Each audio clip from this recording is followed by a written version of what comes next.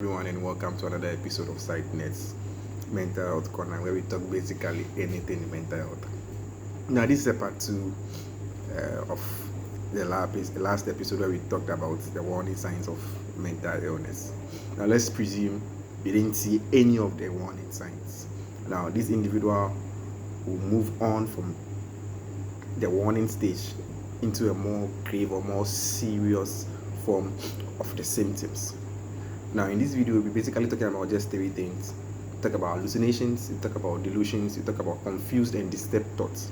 Now, like I said in the first video, one or two of these symptoms cannot predict a form of mental illness, but it is an indicator that the individual might be suffering from a form of mental illness.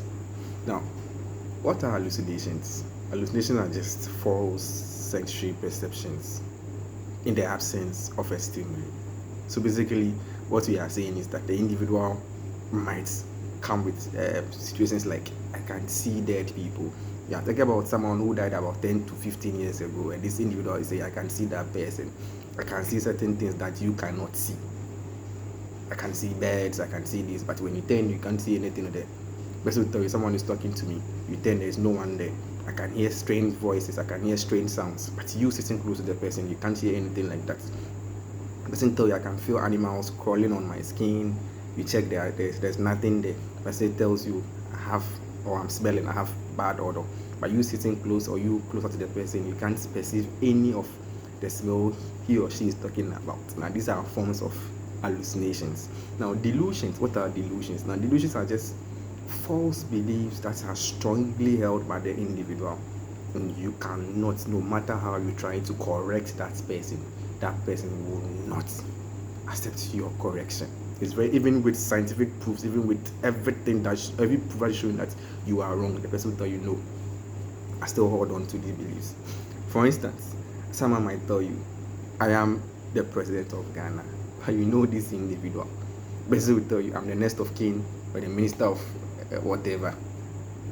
The person will tell you, oh, I have so and so money in my account, but you all know that person doesn't even have 10 TD to even buy food. The person is telling you, I have 2 billion in my account. These are grander forms of delusions.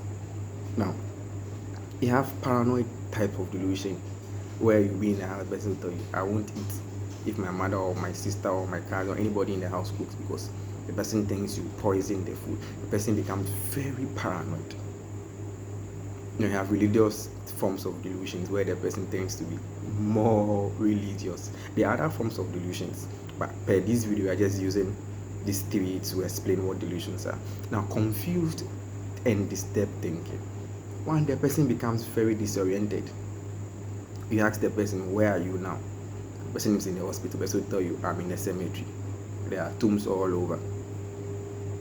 So you ask the person, who brought you to the hospital? So I don't know the person. I just met the person by the roadside, but that's the person's siblings or the parents.